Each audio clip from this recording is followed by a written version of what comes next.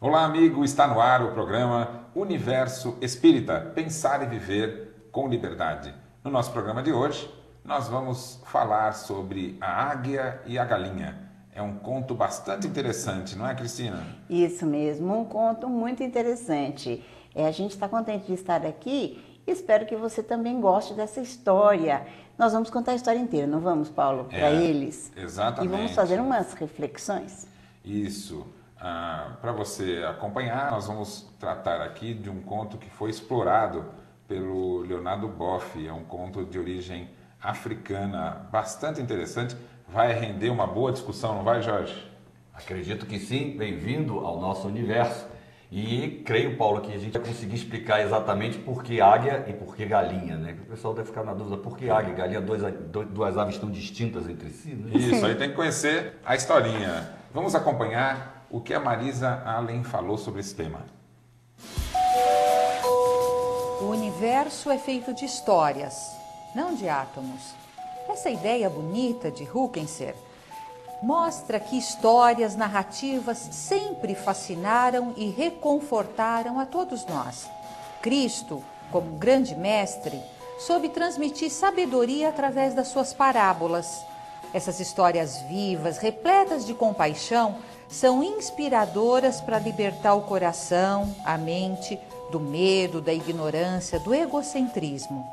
Convites para empreender a viagem para dentro, para a singularidade e subjetividade. E também a viagem para fora, para a objetividade, para o social, para o universo.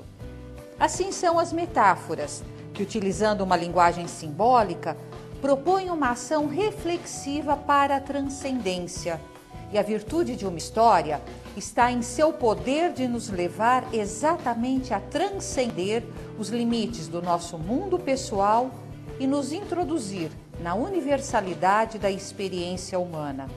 Nos fazem recordar como é imortal a busca da paz, da liberdade, da coragem, do amor.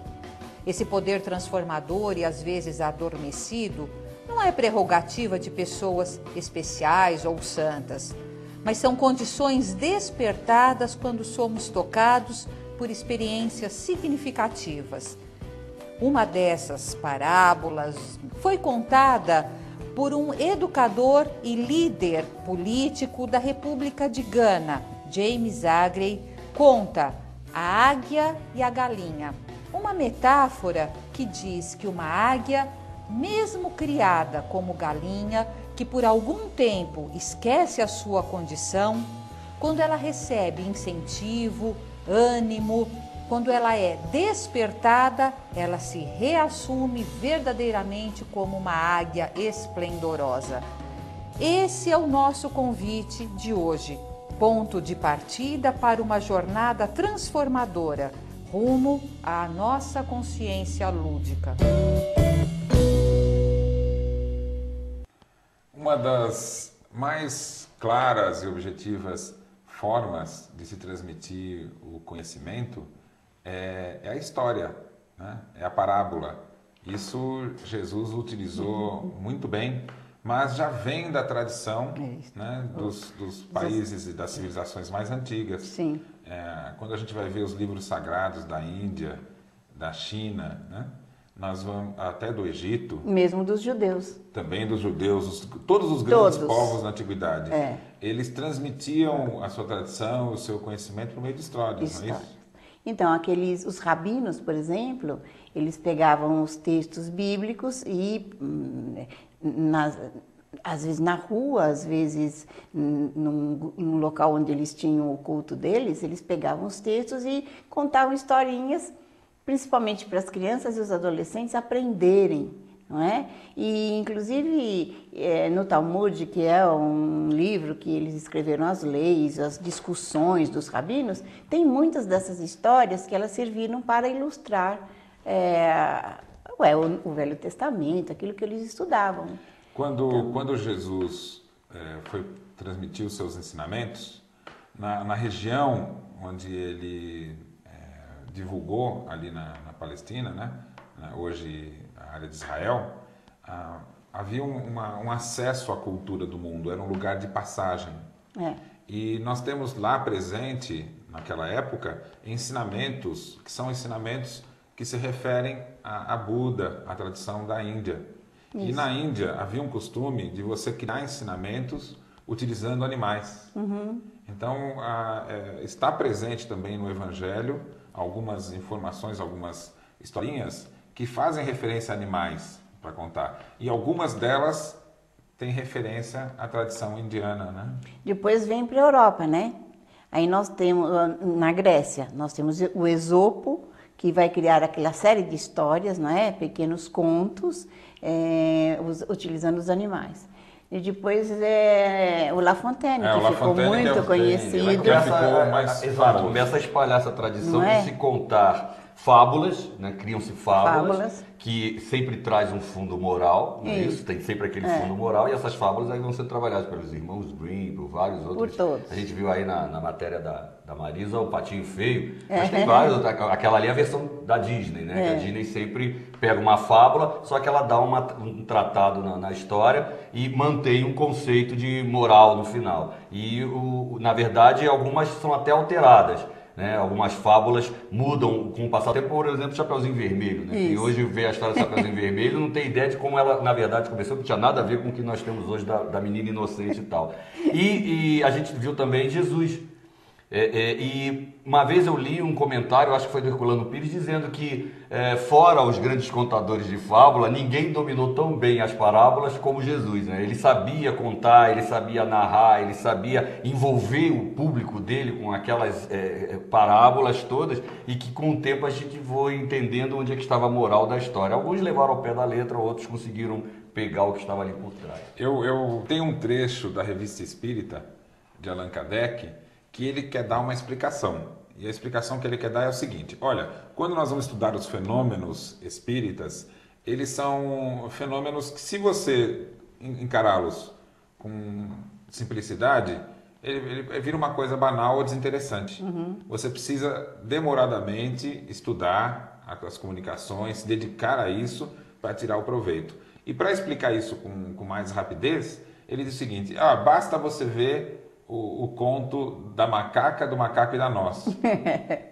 E ele deixa isso lá solto. Né? Para que a gente procure. Isso. Eu fui procurar que historinha é essa, né? E é uma história interessante. A macaquinha pega uma noz verde, e tenta morder, tenta comer aquilo, né? E é muito duro, ela se desinteressou e deixou de lado. Aí veio o macaco mais velho, pegou aquela noz, e depois, com uma pedra, quebrou a noz e comeu o que tinha dentro.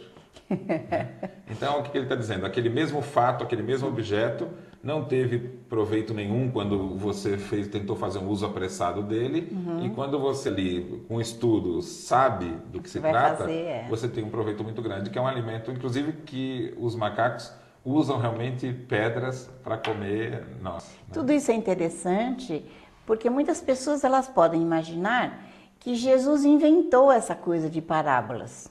Mas não, ele era um judeu, ele estava dentro de um contexto oriental, ele nasceu no Oriente. Isso era uma prática de todos os orientais. Algumas histórias ele fez uso, Lógico. elas já existiam, e algumas ele criou. Só para reforçar essa ideia da prática que já existia, basta olhar o Velho Testamento. Né? Então. O Velho Testamento é um conglomerado de histórias referentes a toda a tradição do povo hebreu, e algumas vêm até de antes disso. Né? Há aquele contexto de que Adão e Eva, a própria história do dilúvio, na verdade estão baseadas em fábulas até hindus e tal. Tudo isso faz parte de um grande debate. Daí não haver propósito de se levar ao pé da letra algumas histórias do Velho Testamento, porque na verdade elas são fatos históricos, e algumas até em forma de fábulas, de parábolas, ou seja, é um ensinamento que está contido ali e que a pessoa precisa, como macaco, né, abrir a casca e tirar o conteúdo. A proposta espírita, ela está em você conhecer algumas questões racionais da moral. Sim. A moral espírita não é uma moral fácil, de faça isso e aquilo você não pode fazer. Não é moral de regrinha, né? Isso. É uma moral de entender as leis do relacionamento humano ou do relacionamento entre as almas. Isso né? mesmo. E a relação entre nós e a divindade. Então, existem leis que regem esse relacionamento. Esse conhecimento, ele está às vezes representado pelas parábolas. Então, quando a gente vai ler o Evangelho segundo o Espiritismo, alguns capítulos e alguns trechos são o desenvolvimento das parábolas. O entendimento que tem é levar a sério aquela informação que está no Evangelho e reconhecer que por trás tem um ensinamento profundo, complexo. Kardec abriu a nós. Exatamente, ele abriu a nós. E aí a águia e a galinha, ela entra nessa mesma linha. Exatamente. Possivelmente, se Kardec tivesse conhecido essa história, ele poderia ter feito citado, uso. porque é muito forte essa história. Exatamente, né?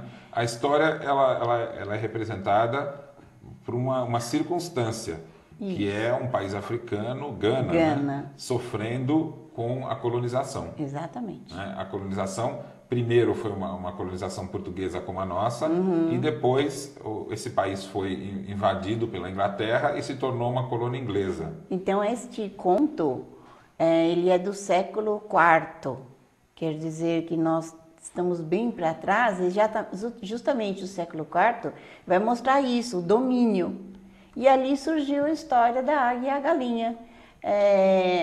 A história, de uma forma sintetizada, ela é a seguinte: um lenhador, né, morava ali próximo à floresta, ele entrava na floresta e ele vê um filhote de águia, por algum motivo estava lá abandonado, talvez a mãe foi morta, alguma coisa assim. E ele traz esse filhotinho de águia para a casa dele e ele cria esse filhotinho de águia junto com as galinhas. Então, o contexto da história é esse. Uma galinha que foi trazida da floresta, ainda filhote. Isso. E por ser filhote, ela ainda não havia sido educada pela mãe. Alguma coisa aconteceu, Isso. Porque as águias cuidam dos filhotes, mas esse filhote ficou abandonado. E aí o filhote vai ser criado no galinheiro. O que é que acontece? Daqui a pouquinho nós voltamos, um rápido intervalo. Não saia daí.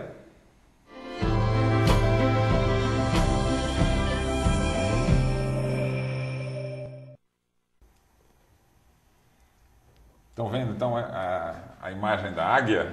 É um pássaro aí majestoso, né? Isso mesmo. Caçador imponente, nato. né? Tem uma coisa interessante, toda águia, quando ela vai ficar atenta, que ela escuta um barulho ou percebe ali um movimento, que ela tem uma audição apuradíssima, né? Ela levanta as penas da cabeça, né? Fica como se fosse ali... Fica eriçada, né? Eriçada. Essa é a origem do cocar indígena. Americano. Isso.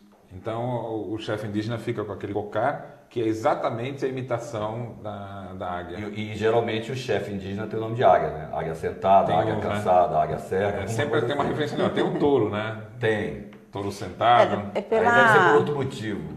Não sei. Pela majestade da águia, porque ela fica nos picos, ela é um animal raro, são poucos, né? A águia tem sempre um filhote apenas.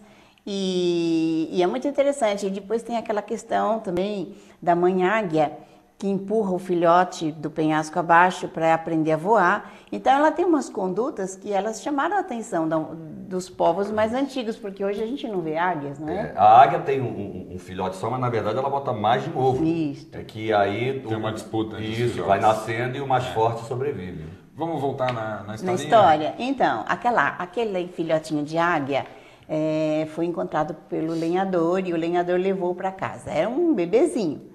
E o que ele fez? Ele pôs no galinheiro onde ele ia pôr uma ave, não é isso?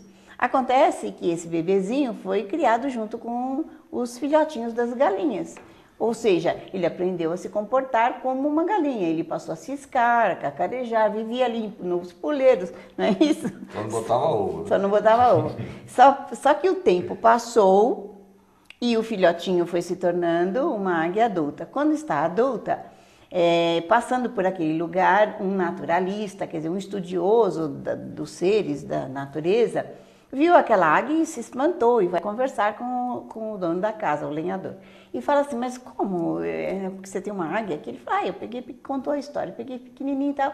Agora ela não é mais uma águia, ela é uma galinha. Aí o naturalista diz, não, mas ela tem a alma de águia, ela tem o coração da águia. Ela é uma águia. Não, ela é uma galinha. Então, o naturalista fala assim, aí você permite que eu consiga fazê-la voar? Mas eu duvido, falou o lenhador, ela não vai voar, ela é uma galinha. Tá bom. Aí o naturalista, em várias etapas, levanta a águia assim e coloca ela olhando para o céu, né? E fala, você é uma águia, poxa, você tem um coração de águia, voa. E ela olhou as galinhas ciscando lá, desceu e foi ciscar. Aí levou a águia para cima da casa.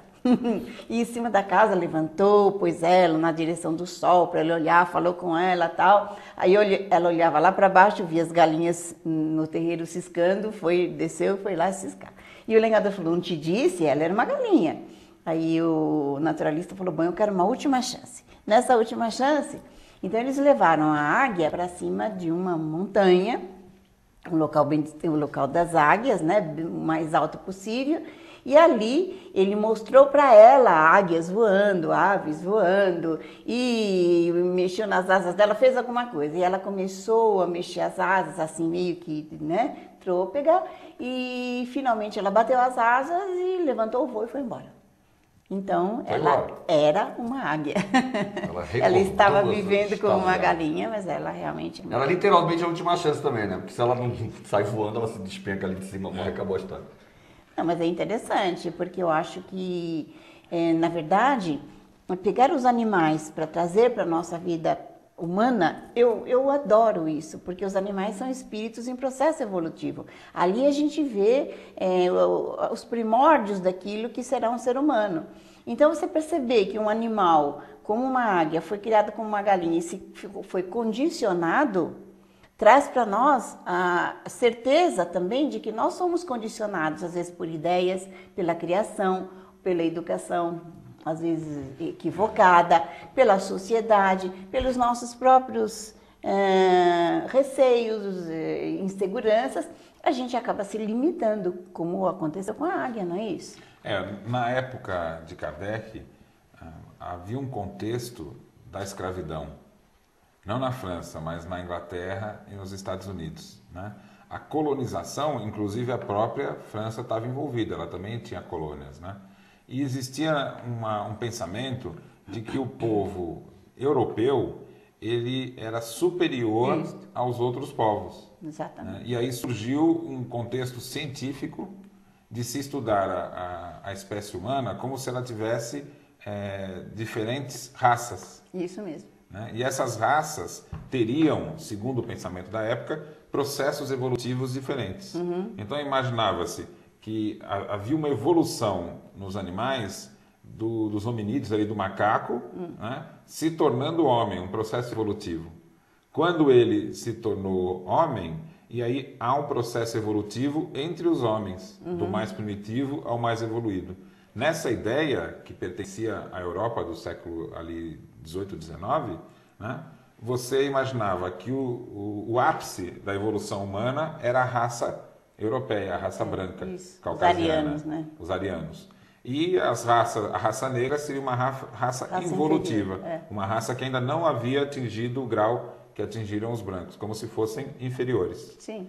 Essa questão era justificada, né, em função da colonização. Olha, eles só vão ter progresso se nós levarmos o progresso, se tiverem a nossa tutela. Porque como um povo inferior, né, aí o que aconteceu? Na luta pela libertação, havia necessidade de se retomar a cultura. Sim, mostrar, lógico. olha, as culturas são diferentes e todas têm o seu valor. Não existe um grau evolutivo da cultura africana sendo primitiva e a cultura europeia como sendo a evolução.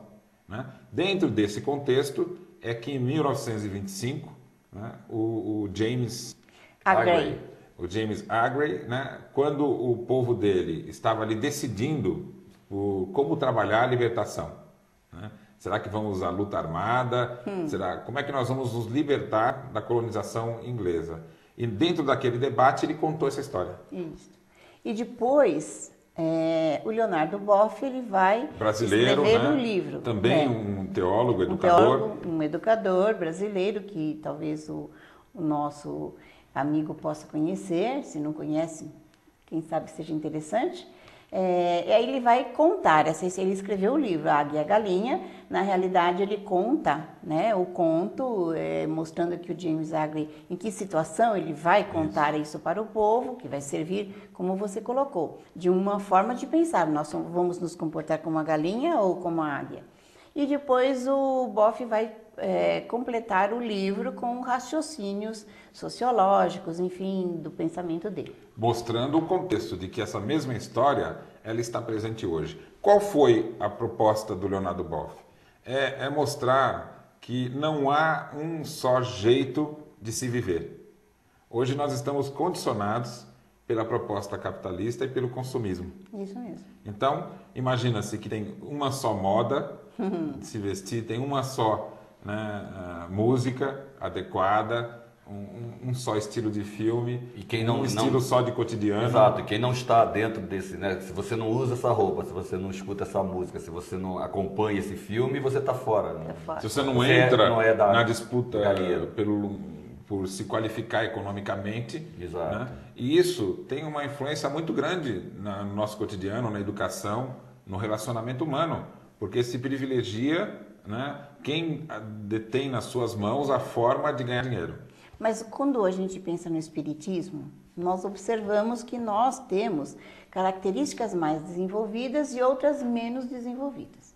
Então, nas mais desenvolvidas, as pessoas ou as ideias não me tiram do meu ponto, do meu foco, da minha postura. Mas onde a gente é menos desenvolvido, a gente tem menos experiência, é fácil de haver um condicionamento, até por receio de não ser aceito, isso e aquilo. Então, muitas vezes, ideias que não combinam conosco, elas passam a ser adotadas e a gente começa a ter aquela conduta por receio de não ser aceito na família ou na sociedade e tal. Então, nesse lado, a gente ficaria se comportando feito a galinha. Exatamente. Não criticando, porque a galinha tem a função social, como animal, tem uma função dentro do universo, tá certo? Na Terra, ela tem um papel, não tem nada a ver. Uma coisa é a galinha, uma coisa é a águia. Entretanto, se você nasceu como um ser humano, não é para viver limitado e condicionado e amarrado, mas a gente vive. Então, qual é o questionamento que essa história propõe? Como ela pode valer para os nossos dias? Né? Para quem está aí nos acompanhando, o que ele pode aproveitar dessa história da águia e da galinha?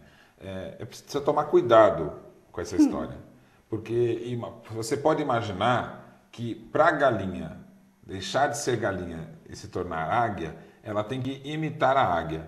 Se você pegar a questão ali africana, então nós temos que ser igual aos ingleses. Imaginando que o inglês é a águia, né? E que aí eles você seriam a galinha. história. Isso. A história verdadeira é demonstrar que o ser humano não é a galinha. Se você for tentar usar a representação, seria assim: olha, nós somos, como por meio do nosso corpo, nós fazemos parte dos animais. Isso mesmo. Então, só que nós não somos animais. Por quê? Porque nós somos espíritos habitando um corpo de um animal. Tá certo. Então, a gente não precisa viver como animal. Nós temos que criar uma cultura, né, e criar um relacionamento que respeite as leis do espírito.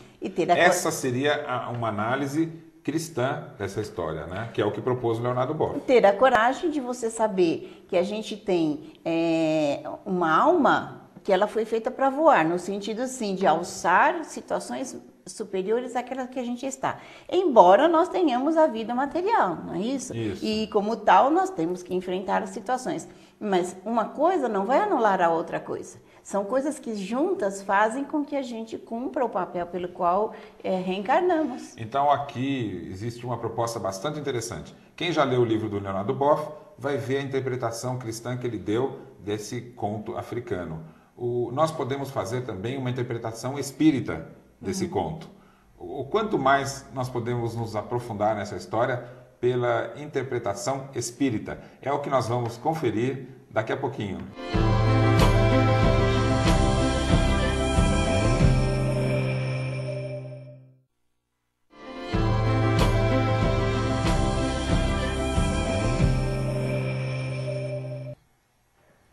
Estamos de volta com o nosso programa Universo Espírita, Pensar e Viver com Liberdade. Hoje estamos aqui discutindo, debatendo o conto A Águia e a Galinha. Confira aí o nosso quadro Pensamento da Semana.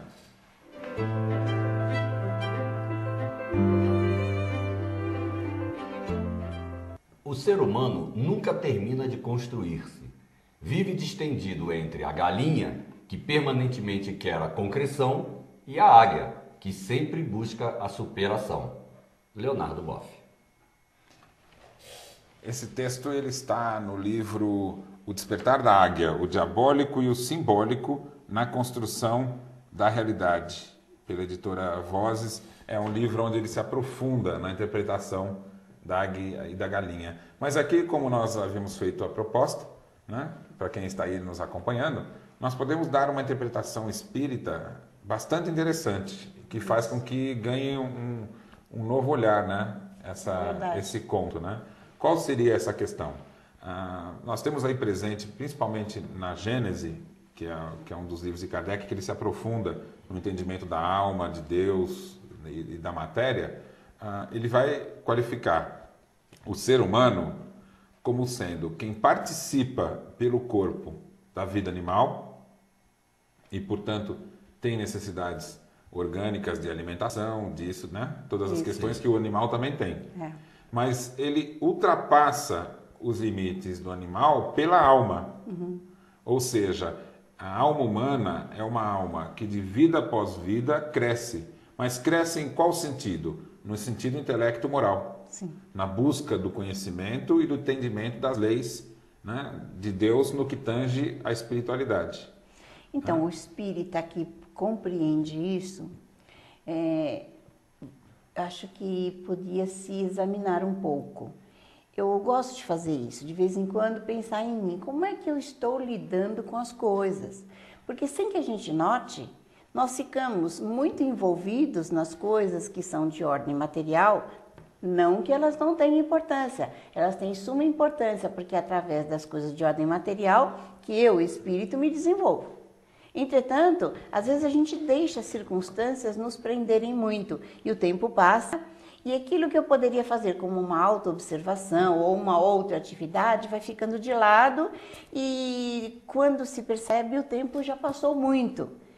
E eu acho muito curioso o fato da facilidade que a gente tem de se condicionar, não é isso? Faz parte da natureza, né? Entretanto, um pouquinho de autoobservação nos leva a, peraí, eu estou muito presa nisso, estou muito condicionada nisso, estou muito amarrada. Você já observou isso, Jorge? Engraçado você está falando, Cristina, e está me vindo justamente a história da águia e da galinha, porque você falou em condicional, ou seja, ficamos todos presos no galinheiro, né? A nossa sociedade acaba se transformando num galinheiro e ficamos nós como galinhas. A gente falou no bloco anterior sobre isso, ou seja, a nossa mídia sempre planta na cabeça de todo mundo, olha, isso é o melhor, essa roupa é legal, esse carro é o melhor e tal. E isso vai fazendo o nosso pensamento ficar galinha. Além do que, atualmente é uma pregação de que está tudo ruim, a sociedade está péssima, que nós estamos no fim de tudo, que você... Então, uma coisa de pressão para você viver com medo.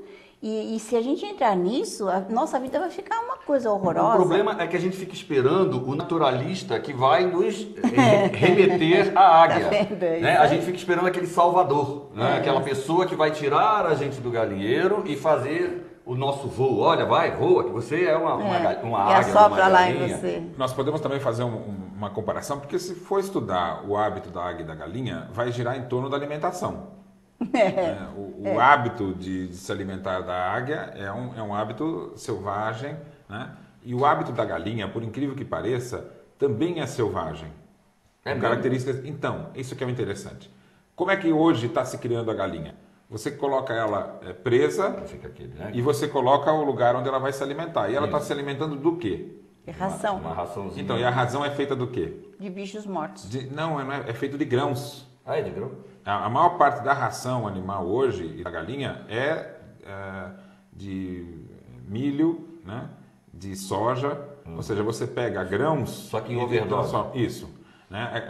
Hoje tem até o que eu chamaria de um problema, que é você pegar restos de animais e acrescenta na ração. Pois é. Para você ter determinadas por isso proteínas. Por isso que eu falei isso. Isso. E é um crime criar bicho confinado dessa maneira. Exatamente. Agora, por que ela come aquilo? Ela come porque senão ela morre de fome. Lógico. Porque a alimentação natural da galinha não é o grão. A alimentação natural dela é o ciscar. Isso. E quando ela cisca, ela vai comer insetos. Entendeu? Minhoca, inseto, uma que ela encontrar. plantinha, uma coisa assim. As sementes vai ser uma pequena parte da alimentação natural da galinha. E aí, naquele revirar, ela tem uma função na natureza ali de tornar aquele chão apropriado para o nascimento das plantas e renovar os Isso, é uma insetos. função. Revolve o solo, né? Isso. Então, isso seria a função natural da galinha ali.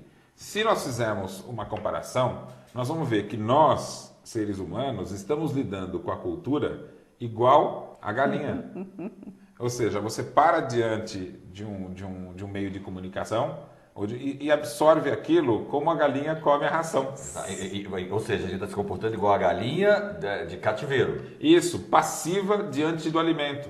Esse que é o Então, problema. se nós fizermos a transposição para o ser humano, nós vamos ver que hoje o hábito na sociedade é você ficar passivo diante da informação. Sendo que a característica do ser humano, É que a ação. arremete à águia, é ele ir em busca Isso. do alimento, como a águia faz. Exatamente. Entendeu? Então, a questão da águia e da galinha com relação à cultura é o fato de a gente não usar mais o raciocínio para adquirir o conhecimento. Então, o conhecimento se adquire com raciocínio. O comportamento moral nosso na sociedade não é com o hábito. Então, a galinha ela fica aprisionada e ela só consegue agir de acordo com quem aprisionou manda. Claro. E o uso, a galinha na natureza, ela tem que ser criativa. Ela vai buscar um montinho ali, ela corre para lá, não é? A águia também, ela tem que buscar o alimento usando criatividade para encontrar ali. Né? O homem, ele também precisa, no seu comportamento, fazer uso da vontade, da escolha, e não ter um comportamento pronto, uma cópia do comportamento que acaba sendo um condicionamento, como você falou. E esse condicionamento, ele limita a pessoa de uma maneira assim absoluta. Você fica preso naquilo, porque o outro também está assim, o outro também está, então considera-se que é assim, mas não é assim. Então, não é? O âmbito intelectual do homem é o uso do raciocínio. É você discordar das coisas. Isso, Tem que e discordar. absorver as ideias raciocinando. Olha, eu cheguei a essa conclusão, eu compreendi. E não você ficar preso a uma informação passiva. Porque se eu né? for... Como se estivesse comendo A ração. ração ali. Não jogada é ali. isso? Se eu só concordo, na verdade, eu só estou concordando ou por comodismo ou porque eu quero que o outro me aprove. Mas o efeito é o contrário. Quando a gente não põe a nossa natureza, o nosso entendimento, o outro nos despreza, porque você está se desprezando. E é uma consequência natural da sua conduta. Exatamente. Não vem um salvador falar assim, ó, Cristina, você está se desprezando, por isso você está sendo desprezado. Não, eu me deixei de lado, não uso meu raciocínio, não uso minha razão, não discordo de nada, concordo e vivo aquela vida assim, o resultado, eu estou de lado. Você faz a fábula às avessas. Né? Justamente. Você começa sempre, você prefere ir participar do galinheiro do que ser águia. E aí nós tem uma frase de Kardec que vai trabalhar bem essa questão, que ele vai dizer assim, olha, a proposta espírita não basta crer, você precisa compreender para crer. Exatamente. Então você acredita naquilo que você compreendeu, ou seja, um conhecimento adquirido, um conhecimento raciocinado, usando uma capacidade humana que é o uso da razão, Exatamente. do raciocínio. Né? Que todos têm, hein? Isso. Todos têm. Exatamente. Não é só quem tem diploma, não. Todas as pessoas possuem. Aí poderíamos dizer, todos somos águia. É. O outro ensinamento espírita, ele vai dizer o seguinte, mas espera aí, por que algumas pessoas têm maior facilidade de lidar com conhecimento, com raciocínio? Né? As pessoas que têm maior facilidade é as que tiveram mais vidas. Então, o indivíduo que fala assim, puxa, mas eu não consigo raciocinar, ver com tanta clareza, olhar isso. Vai conseguir. Basta ter o esforço que, com o tempo, vai alcançar a mesma capacidade que todos os outros. Esse é o ensinamento que Jesus veio trazer. É óbvio que Jesus está num grau evolutivo muito acima que o nosso. Mas ele percorreu os mesmos caminhos que nós estamos percorrendo agora, no passado. E isso significa que nós também vamos chegar no grau evolutivo que ele está hoje. Isso é uma questão de tempo. Né? E hoje, a diferença entre os seres humanos, ela é uma questão de tempo. Não é uma injustiça. Aquele que tem uma habilidade, um potencial desenvolvido, ele trabalhou isso. Exatamente. Então, nenhuma habilidade virá não vai cair do céu. Por benefício, milagre. Vai vir pelo esforço, Sim. pela dedicação. Sim. Então, o que nós temos que perceber, investir para deixar de ser galinha cultural e se tornar uma águia com relação à cultura? No âmbito intelectual, buscar o conhecimento por raciocínio e não aceitar as respostas prontas. Isso. No âmbito moral, fazer uso da escolha. Então, não ter o comportamento condicionado. Eu faço assim porque todo mundo faz. Não, eu faço assim porque eu escolhi fazer assim. Olhar para o próprio comportamento e descobrir quais hábitos foram condicionados pelas imperfeições. Então, eu já fiz equivocado no passado e continuo fazendo. Tem que prestar atenção para poder mudar. E a terceira questão é o uso da imaginação. O uso da imaginação que nos remete à criatividade, a fazer o novo, a fazer diferente, né? A fazer uso do pensamento ligado na cultura, à arte. Sair da rotina, a poesia, né? Sair da rotina e daquilo preso ao chão. Isso, né? Isso é fazer as pessoas o alçarem voo. E é assim que nós vamos para o nosso intervalo. Não sai daí. O Universo Espírita volta em instantes.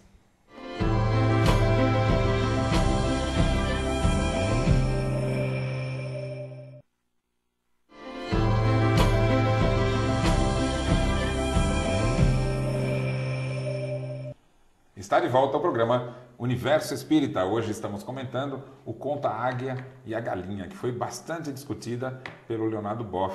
Isso. Não é isso? Compôs um livro, né? E é muito interessante, mas a gente trouxe esse conto para o espiritismo, para o nosso entendimento espírita, não é isso? Nós estamos propondo uma comparação de que a galinha, ela nos remete à vida humana, a terra aqui, o que nos aproxima do animal. Existe uma comparação proposta por Kardec na discussão ali com os espíritos, de entender o ser humano. Nós somos diferente do espírito liberto, do espírito que já está no mundo espiritual. Por parte do nosso corpo, nós temos uma aproximação com os animais. E aí temos a necessidade da alimentação, do abrigo, de defender o nosso corpo, né, das dificuldades e tal, né, da morte, vamos dizer assim. E participamos da vida espiritual pelas qualidades do espírito. E aí nós ficamos sabendo que neste planeta nós estamos ainda no início da nossa evolução como espíritos. E compartilhamos com os animais a necessidade da subsistência do nosso corpo e ainda estamos tateando o desenvolvimento moral. Mas é interessante porque o avanço tecnológico tira para a maioria da população essa sensação. Dá a impressão de que a vida material é o tudo e que, bom, morreu, uns acham que acabou, outros acham que a alma vai para algum lugar, mas a essência estaria aqui.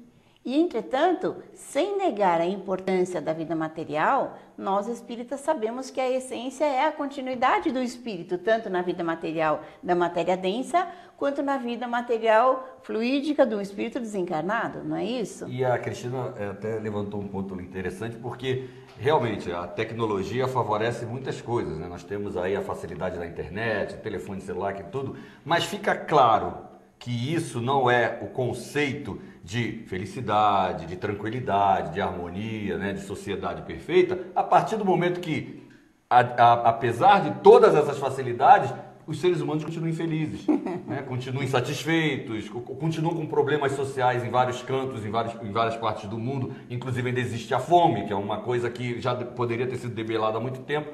Então, a despeito de toda essa evolução tecnológica, nós continuamos presos ao galinheiro.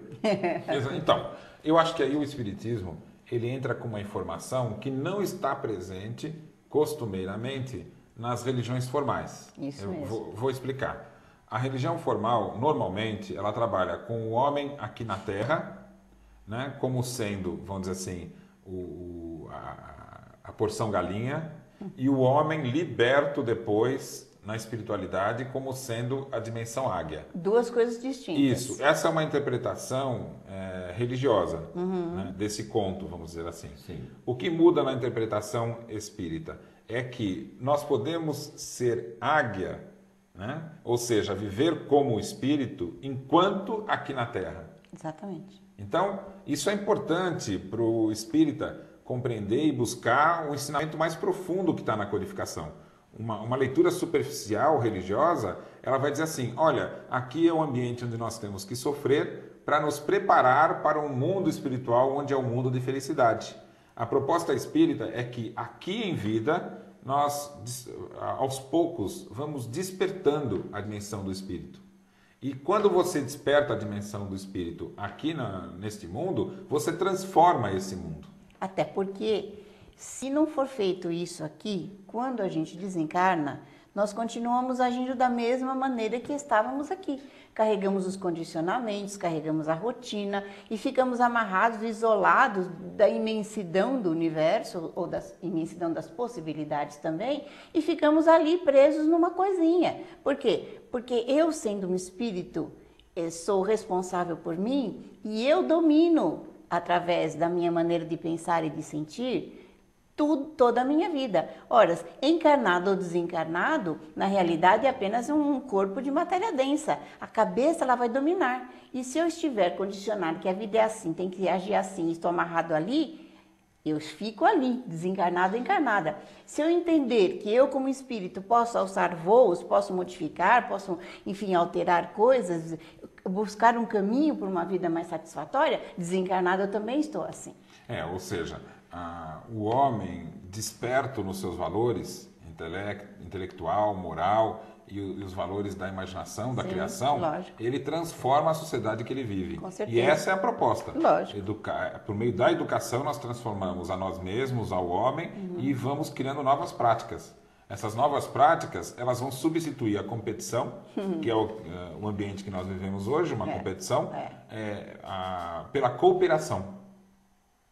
A gente pode dizer que o terceiro milênio é o milênio da cooperação, onde nós vamos perceber que você agindo não em função, usando todas as suas forças para você mesmo, você entra num desgaste, porque ele vai ter que fazer o mesmo, eu vou ter que fazer o mesmo, o outro, todo mundo vai ter que lutar só pelos seus próprios objetivos. Isso a gente tem uma perda de energia enorme.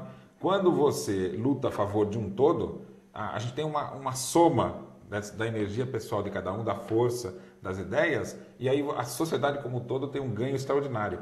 Quando a sociedade ganha, você também ganha. Comunhão do pensamento. Exato. Eu ia até falar que dentro do conceito da fábula, o conhecimento, então, é o naturalista, que é aquele que vai tirar você da condição de galinha e libertar você. Vai enxergar a sua própria força, aquilo que aparentemente estaria escondido, ou um valor que não né? A aproximação com o Espiritismo é fantástica, porque a águia, ela não é a águia ali porque aprendeu a ser águia, ela despertou um valor que já havia nela. Sim. A condição de água já pertence, não era inato? Já estava. Então, o Espiritismo vai propor a mesma coisa. Nós não somos feitos do pecado. Assim, não, todo mundo carrega o pecado em si, tem que lutar contra ele. É falsa essa interpretação. Nós temos todos os potenciais de um espírito evoluído e capaz em nós já. Sim. E o nosso trabalho é fazer o despertar desses valores e não conquistá-lo vindo de fora. Isso, é por isso que o naturalista aqui, como eu falei, é o conhecimento. Lá atrás, no primeiro bloco, eu tinha dito que tem muita gente que fica esperando o naturalista como o salvador. Não é esperar o salvador, não existe essa questão de salvador. É o conhecimento, é esse conhecimento que vai nos libertar, que vai nos colocar nessa condição. É bom lembrar que na história, precisa prestar atenção na história, a galinha não virou águia. Não. Uma águia estava entre as galinhas. Exatamente. E despertou o seu valor. Quando a gente traz isso para a ideia espírita, a águia e a galinha não são seres humanos. É como se as galinhas fossem os animais e o homem, usando um corpo animal, fosse a águia, que seria o espírito. E o naturalista, ele fala assim, não, ela vai voar porque ela tem coração de águia, ela tem alma de águia. Então, ele conhece que ela tem um potencial que estava limitado ali, simplesmente. Exatamente. Então, na nossa interpretação espírita da história, se nós vivemos o nosso cotidiano preso às questões só da alimentação, restringimos assim os valores da nossa busca, nós vamos nos adaptar aí ao condicionamento deste mundo. E é fácil ficar assim, né? Exatamente. Fazer diferença é buscar valores dentro de você que você antes não conhecia. Né? E como é que você faz isso? Aí tem uma prática. A prática do estudo, da pesquisa, de buscar a resposta, buscar informações novas, não é isso? Do ponto de vista do comportamento, estavam fazendo aquela divisão, né? Isso, então você tem uma busca intelectual, Sim. uma busca moral e uma busca relacionada à criatividade, imaginação. Né? A busca intelectual é pelo raciocínio, buscar informações novas, buscar a compreensão. E isso ninguém vai poder fazer por você, você que tem que fazer Buscar a verdade e a verdade libertar. isso. No comportamento é você analisar o hábito e ver se você está fazendo a escolha. Ah, por que você está agindo assim? Ah, porque sempre foi. Né? E na criatividade precisa ter um esforço em a gente sair do que hoje se faz, que é o conhecimento pronto. Sim. Que é aquele conhecimento da gente ficar parado, né? E ficar só ouvindo e não raciocinar em cima disso. Não é verdade? É verdade. Hoje nós temos que também ver a nossa indicação. Uma recomendação, não é? Qual que é a nossa recomendação? Livro. Vamos lá? Vamos então à recomendação.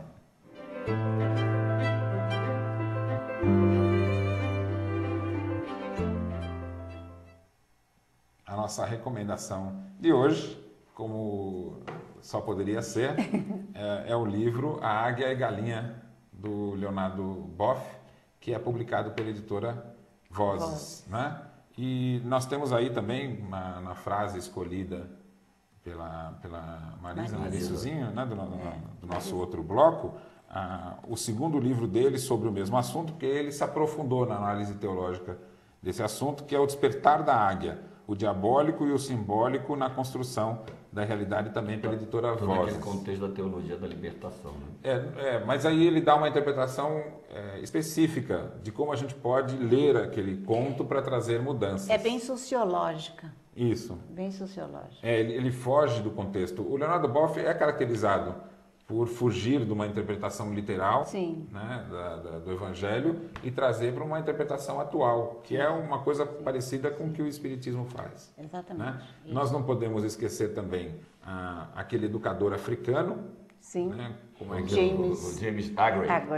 O James Aggrey, ele era um educador e ele trabalhou na África com princípios semelhantes ao que aqui no Brasil fez o Paulo Freire.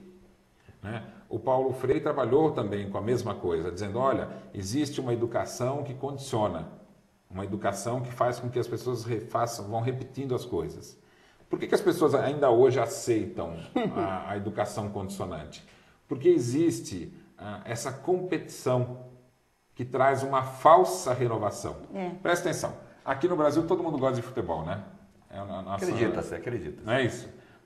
Como é que a gente consegue assistir um jogo e parecer que está vendo algo novo?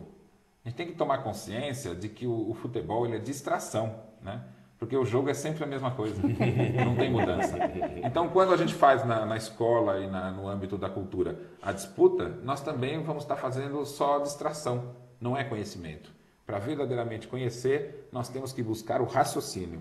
Não basta acreditar, você tem que compreender. Essa é a proposta do Espiritismo, mas chegamos ao fim de mais um programa Universo Espírita, Pensar e Viver com Liberdade. Faça questionamentos, procure estudar o Espiritismo também associando com outras culturas, como nós fizemos aqui, utilizando esse conto hoje.